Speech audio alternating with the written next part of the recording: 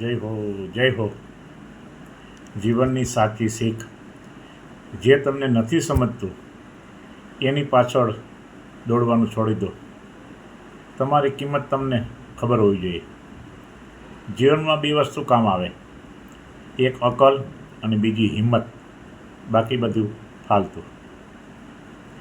સપના જોવા મફત છે, પણ તેને પૂરા કરવા માટે પરસેવો પાડવો પડશે, પરિશ્રમ કરવો છે, ત્યારે સપના પૂરા થાય છે.